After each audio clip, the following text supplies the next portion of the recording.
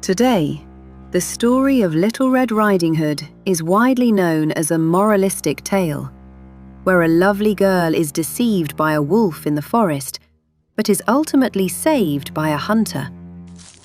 The image of an innocent girl in a red hood carrying gifts to her grandmother is a symbol of a peaceful pastoral life. However, in the original version recorded by Charles Perrault at the end of the 17th century, there is no salvation. The wolf devours the girl, and the story ends abruptly. This hopeless conclusion reflected the cold reality that Europe once faced. And that reality manifested in its most brutal form in 1764. Beginning with a series of attacks in the Gévaudan region of southeastern France. June 1764. Near Saint-Roch-de-Chazaux, in the rugged mountainous terrain of the Massif Central, a young woman herding cattle was attacked by a giant dog-like creature that emerged from the woods.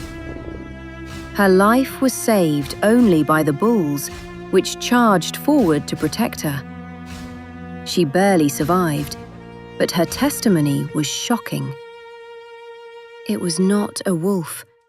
It was too massive for a wolf, a monster unlike anything I had ever seen. This was the official beginning of the Beast of Gévaudan incident, which would claim more than 100 lives over the next 3 years. On June 30th of that same year, 14-year-old Jeanne Boulet was recorded as the first fatality. Her throat had been torn out, and part of her chest had been consumed. In the rural France of that era, wolf attacks on livestock and rare attacks on humans were not unusual. But this individual was clearly different. It ignored the sheep and cattle, relentlessly targeting only humans, specifically vulnerable children and women. This preference for humans was the very factor that turned Gévaudan into a living hell. Gévaudan was an isolated region, characterized by high altitudes, jagged rocky mountains, and vast forests, all shrouded in a deep, year-round fog. This geography provided the perfect cover for the beast, blinding its human pursuers and fragmenting witness accounts. When those accounts were combined, the beast's appearance was truly bizarre. Reddish-brown fur, a thick black stripe down its back, a tail as long as a whip with a lion-like tuft at the end. The head was enormous, with jaws strong enough to crush a horse's neck in a single bite. From a modern zoological perspective, one might speculate it was a hyena, a stray lion, or perhaps a crossbreed between a wolf and a large dog like a mastiff. But to the residents of the time, it was nothing less than a punishment from God, or a loup-garou, werewolf, summoned by dark magic. By autumn, the number of victims grew exponentially, and panic rippled through the entire region. Paralyzed by the fear of death, residents were forbidden from going out alone and began herding livestock only while armed. But the beast seemed to know their defenses intimately. It lay in wait near the boundaries of the villages, in the very places people believed were safe. Among the remains, reports began to emerge that could not be explained as the work of a wild animal. Heads severed with surgical precision, or victims whose clothes had been neatly removed. This glimmer of intelligence planted an unspeakable dread in the hearts of the people. transcending the fear of a mere animal attack. By the end of 1764, the tragedy of Gévaudan was no longer just a local incident. The news reached the ears of King Louis XV at Versailles. At that time, the French state was facing a profound crisis. The nation had just suffered a humiliating defeat in the 7 Years' War, losing its territories in North America and India. National morale had plummeted to its lowest point, and resentment toward the royal family was simmering. Ironically, the appearance of this monster became a perfect political tool for the crown. During this period, the newspaper La Gazette de France was rapidly gaining influence in Paris. They reported on the rural tragedy daily. The media described the victims' deaths in sensational detail, portraying the creature as an incarnation of the devil. This was a calculated move to divert public attention away from failing domestic policies and the shame of military defeat. They refocused the nation's eyes on an unknown threat from the frontier. As the speed of information increased, people across France followed every development in Gévaudan. The incident began to take on the character of a national spectacle. To safeguard the prestige of the state, Louis XV decided to deploy the military. The first to be sent was Captain Jean-Baptiste Duhamel, a commander of an elite light cavalry unit. The captain mobilized thousands of peasants and hunters, organizing massive grands battues to encircle the vast forests and flush out the prey. Yet, as if mocking an army equipped with the latest weaponry and discipline, the beast slipped through the net. Only a few miles outside the search area, it left behind a fresh trail of corpses. As the military's incompetence was exposed, superstitions began to take hold among the populace. Whispers spread that the beast possessed bulletproof skin and the immortal power to teleport through space. In 1765, losing patience, the king sent his personal great gun-bearer, Antoine de Beauterne, renowned as the finest hunter in France. Beauterne employed scientific tracking methods, and in September of that year, he finally shot and killed a massive wolf. This creature, known as the Wolf of Chazes, was taxidermied and brought back to Versailles. Louis XV officially declared, "The beast of Gévaudan is dead," bringing a political conclusion to the crisis. However, this heroic tale was a carefully orchestrated performance. While the wolf Beauterne killed was indeed abnormally large, reports suggested its stomach contained no trace of human remains. And while the king was celebrating his victory, in the hills of Gévaudan, the attacks on young girls had already resumed, with the exact same brutal signature. During this era, alongside this grim reality, the story of Little Red Riding Hood by Charles Perrault was being redefined in the minds of the people. When Perrault first shared this tale at the court of Louis XIV, it served as a metaphorical warning against seducers lurking in refined social circles. But the reality in 18 Gévaudan dragged that metaphor back down into a world of physical violence and raw death. A girl in a red hood encountering a beast in the deep woods and being ruthlessly devoured. This was no longer a fairy tale. It was the literal carnage occurring in the pastures of Gévaudan. There was a profound gap between the fictional monster created by the media and the corpses of children lying on the ground. This disconnect fueled collective hysteria, solidifying the incident's legacy as a haunting, unsolved serial murder case. The message Charles Perrault intended to convey through Little Red Riding Hood to the children of his time, especially to adolescent girls, was not a simple one like, "Beware of wolves in the forest." At the end of the tale, Perrault added a moral with a very clear intent.